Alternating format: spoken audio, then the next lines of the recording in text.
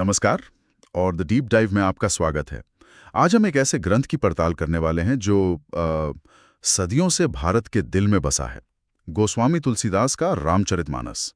अब हम में से ज्यादातर लोग कहानी तो जानते ही हैं, लेकिन हमारा मकसद आज सिर्फ कहानी दोहराना नहीं है। हम ये समझने की कोशिश करेंगे कि ये ग्रंथ आज भी इतना प्रासंगिक क्यों है। इसकी कहानी के वो कौन से मोड़ हैं जहां आज भी हमारे लिए गहरे सबक छुपे हैं। तो चलिए इस महाकाव्य में जरा गहराई से उतरते हैं। बिल्कुल सही कहा आपने। और दिलचस्प बात यह है कि रामचरितमानस सिर्फ एक धार्मिक कथा नहीं है। ये किरदारों की कहानी है, उनके धर्म संकटों की, उनके फैसलों की कहानी है।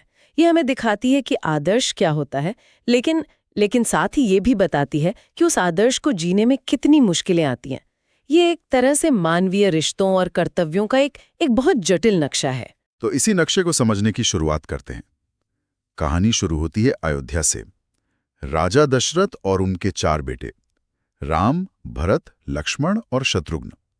श्री राम सबसे बड़े हैं और उन्हें मर्यादा पुरुषोत्तम यानी एक आदर्श पुरुष कहा जाता है।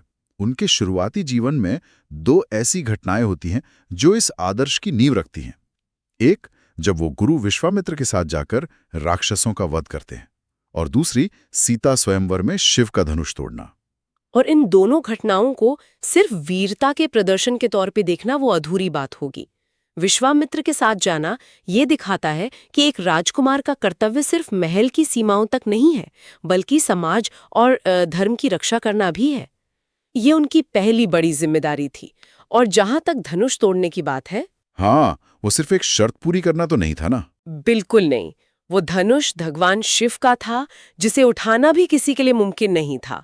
उसे तोड़ना श्री राम की दैवी शक्ति का संकेत था।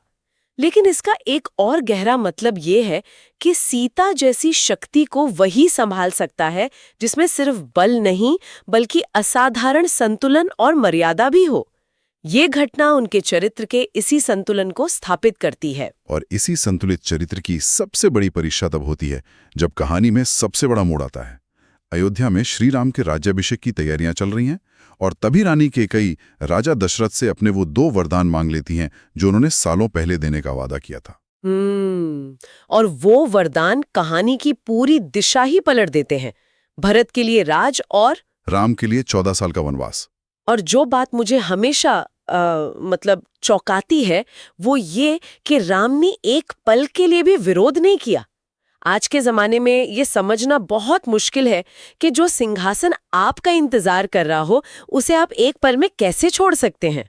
क्या ये सिर्फ पिता की आज्ञा का पालन था या इसके पीछे कोई और गहरा कर्तव्य बोध था? ये बहुत बहुत अहम सवाल है। देखिए, ये सिर्फ आज्ञा पालन नहीं है। यहाँ 3 अलग अलग धर्मों का टकराव हो रहा है।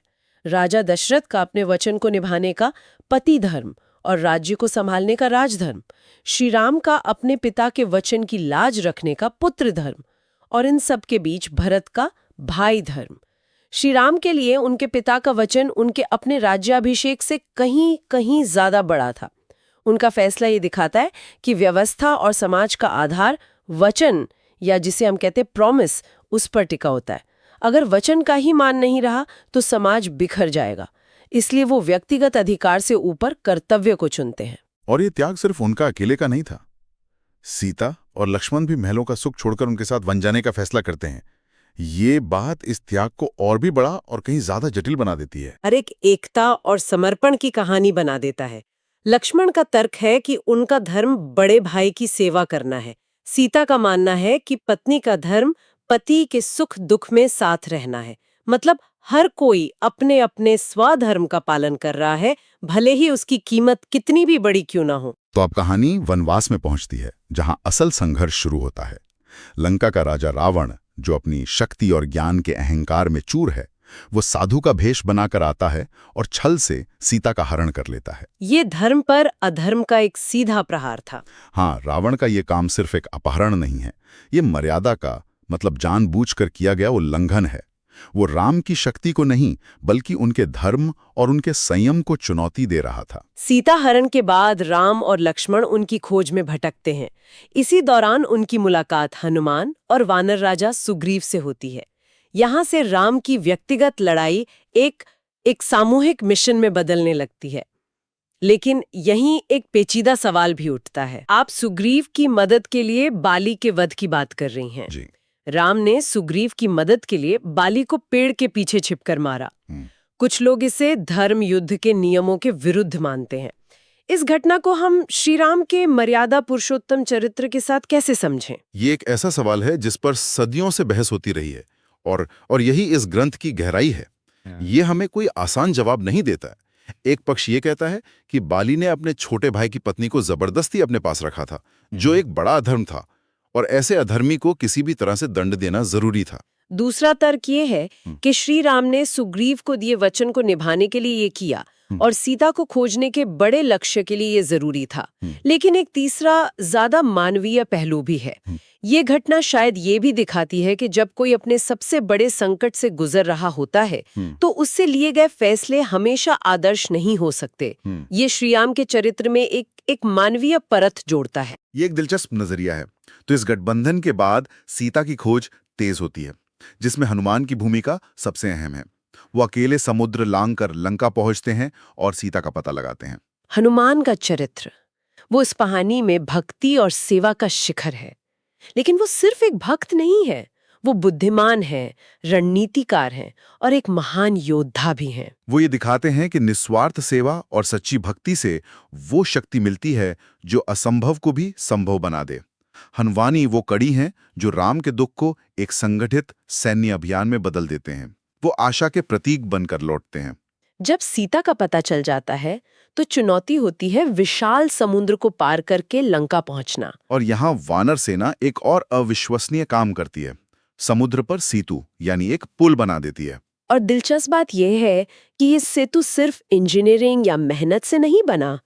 तुलसीदास लिखते हैं कि पत्थर इसलिए तैर रहे थे क्योंकि उन पर राम का नाम लिखा था। ये एक बहुत बड़ा आध्यात्मिक संदेश है। इसका मतलब क्या है? इसका मतलब है कि भौतिक प्रयास से ज्यादा जरूरी आध्यात्मिक शक्ति या भक्ति शक्ति है। ये सिर्फ टीम वर्क नहीं है, ये एक ऐसे विश्वास से प्रेरित टीम वर्क है जहां आस्था खुद भौतिक नियमों को बदल देती है। ये सेतु असल में आस्था और दृढ़ संकल्प का प्रतीक है। सेतु पार करने के बाद लंका में भयंकर युद्ध होता है। ये सिर्फ दो सेनाओं की लड़ाई नहीं लगती, बल्कि दो विचारधाराओं की टक्कर लगती है। अंत में श्री राम का रावण से सीधा मुकाबला होता है। लेकिन ये सिर्फ दो योद्धाओं की लड़ाई नहीं थी, है ना?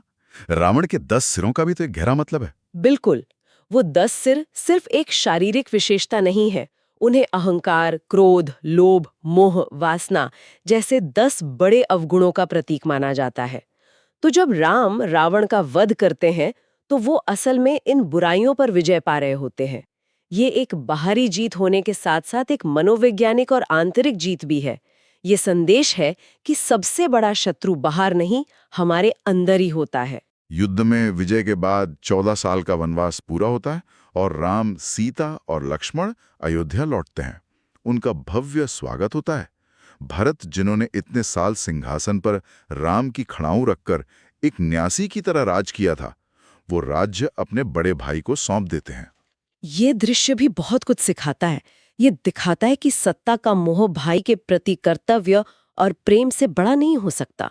भरत का त्याग भी श्री राम के त्याग से किसी भी मायने में कम नहीं है। इसके बाद श्री राम का राज्य अभिषेक होता है और राम राज्य की स्थापना होती है। राम राज्य शब्द आज भी एक आदर्श शासन के लिए इस्तेमाल होता है, पर इसका असल मतलब क्या है? क्या यह सिर्फ एक खुशहाल राज्य था? राम राज्य की अवधारणा सिर्फ भौतिक समृद्धि नहीं है, ये एक नैतिक और सामाजिक आदर्श है। इसका मूल सिद्धांत ये है कि राजा का परम कर्तव्य प्रजा का हित है, अपने व्यक्तिगत सुख से भी ऊपर। राम राज्य में न्याय सबके लिए बराबर है और हर कोई अपने कर्तव्य का पालन कर रहा है। ये एक ऐसी व्यवस्था है जहां शासक सेवक है और प्रजा उसका परिवार। ये एक बहुत ऊंचा आदर्श है जिसे पाना और बनाए रखना दोनों ही मुश्किल है। तो इस पूरी यात्रा से, इस पूरी कहानी से आज हम क्या सीख सकते हैं? अयोध्या के राजकुमार से लेके वनवासी और फिर एक आदर्श राजा बनने तक के सफर से हमें क्या मिलता है? मेरे ख्याल से सबसे बड़ी सीख ये है कि जीवन में हर कदम पर हमें चुनाव करने पड़ते हैं, कर्तव्य और अधिकार के बीच, व्यक्तिगत सुख और सामूहिक हित के बीच, मर्यादा और मनमानी के बीच। श्री राम का चरित्र हमें दिखाता है कि महानता आसान रास्ते चुनने से नहीं मिलती, बल्कि मुश्किल हालात में भी धर्म और मर्यादा के रास्ते पर टिके रहने से मिलती है। उनका जीवन एक तरह का नैतिक कंपास है जो हमें सही गलत के बीच का फर्क समझाता है। तो आज हमने रामचरितमानस के कुछ मुख्य पड़ावों की गहराई में जाकर देखा। हमने समझा कि ये कहानी सिर्फ घटनाओं का एक क्रम नहीं, बल्कि जीवन के सबसे मुश्किल सवालों से जूझने का एक तरीका है। यह हमें वचन, कर्तव्य, त्याग और सेवा जैसे मूल्यों के बारे में सोचने पर मजबूर करती है। और अंत में श्रोताओं के लिए एक विचार छोड़ना चाहूंगी। रामचरितमानस हमें एक आदर्श चरित्र दिखाता है। सोचने वाली बात यह है कि आज की इस आधुनिक तेज रफ्तार दुनिया में, जहां मेरे लिए इसमें क्या है कि सोच हावी है, वहां श्री राम द्वारा स्थापित आदर्शों का हमारे लिए क्या महत्व है। वचन का पालन करना जब उससे हमारा नुकसान हो रहा हो, या कर्तव्य के लिए व्यक्तिगत सुख का त्याग करना, क्या इन आदर्शों की आज कोई जगह है? और अगर है तो हम उन्हें अपने जीवन में कैसे उतार सकते हैं? ये एक ऐसा सवाल है जो ये ग्रंथ हम सबके लिए छोड़ जाता है।